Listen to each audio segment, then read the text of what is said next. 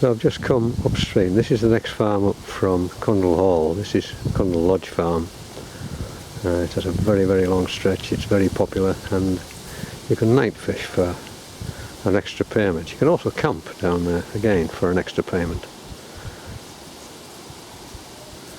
So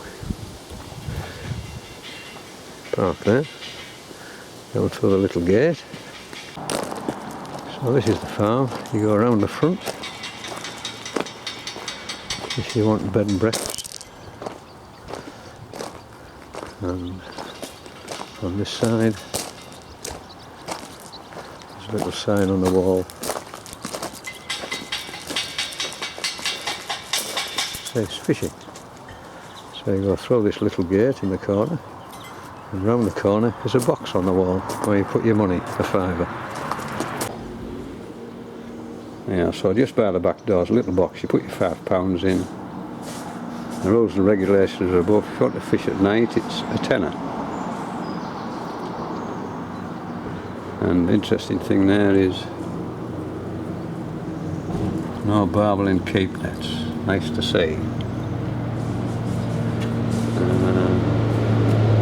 And also it gives you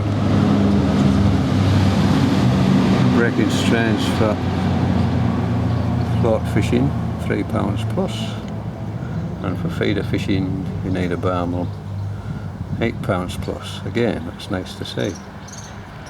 And for pike you need 20 plus wire traces.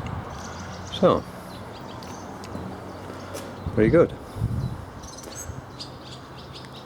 So just back up to the kettle. And we have to drive along the road about 100 yards to turn into the fishery. So we're just parked up there to pay for our ticket. You just come down this little stretch here and you'll see a gate, and it has this green sign on, Cundall Lodge River Swale Fishing.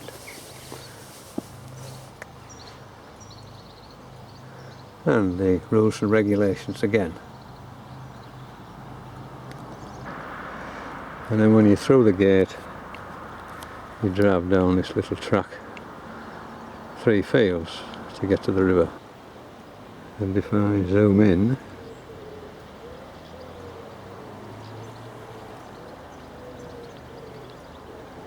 you can see the Kilburn White Horse on the hillside there, a long way off. So you've come down the second field and you get the opportunity here. You can turn right and go through this gate, and it takes you down to the weir, which is over by those trees there. Or if you continue round, it takes you to the middle of the stretch and upstream. So we'll go down to the weir first of all, have a look at that, and then we'll come back along the river rather than coming back to this gate here on my right. So you come through the little gate over the flood bank, and on this side is an oxbow lake where there was once a big horseshoe where the river went along, and at the neck of the horseshoe the river's cut right through and it's left this isolated.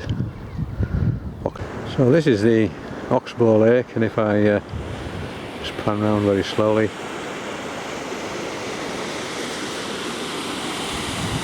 there you can see the weir, and this is the very bottom of the Cundall Lodge stretch, and the river goes upstream there, I would think, for a mile, but we'll be driving up there in a minute. Cray Hill weir, and it has a level gauge. If you go on the Environment Agency website and look on the River Swale for levels, this is Cray Hill, and the little hut with all the gear in is up there. So if you want to know the level of Cundall Lodge, that's where you want to be. So now I'll follow the river upstream from the weir right up to the top. I have to stop at 1 or 2 places. Open gates. So this is the first gate upstream, and Now you can see the willows opposite. This bit is quite popular. You can see where the riverbank's been eaten away here, so when you're in a car you have to take your car up onto the floodbank, which of course now it's dry is not a problem, but if it's wet and slippy it can be, and perhaps even worse upstream, which I'll show you later. So we've come up from those big beaches there just along this riverside on the car. This is the river here, and it opens up into a big this is going up, and on the other side of there is usually where people camp.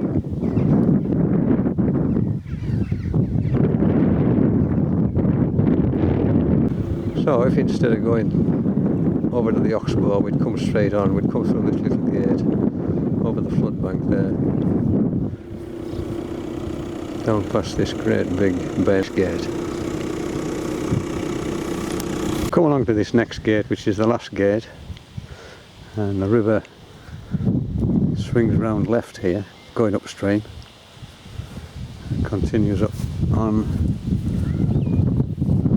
past this farm, which is Eelmeyer Farm, which is on the opposite bank, and goes up past those trees there, which you can see in the distance, which is where I intend to fish. So these pegs here are quite popular. There are nice willows opposite. It's quite snaggy, mind. And then upstream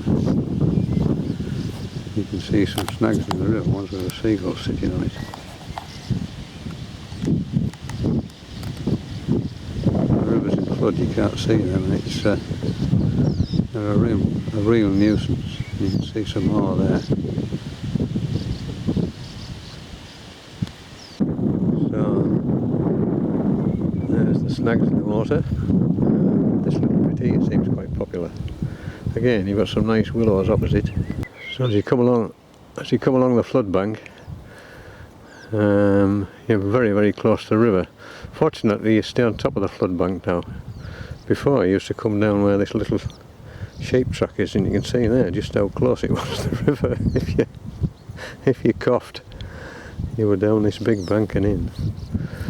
So you go along the flood bank. My car there, drive upstream, and about a quarter of a mile upstream is the top. So you've got an awful lot of water to go at. So where this post is the very top of the stretch, the next stretch up is Leckby Palace, which is private.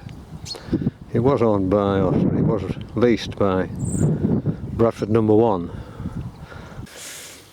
Well, here we are. I hope you've enjoyed that little tour of Cundall Lodge Fishery. The one thing you will have noticed on this little tour, there isn't another angler on the stretch at all, not one. I've got the whole place to myself, nearly a mile of fishing. Could have picked any peg I liked. We'll see how many barbel we catch as to whether it's a good thing or not.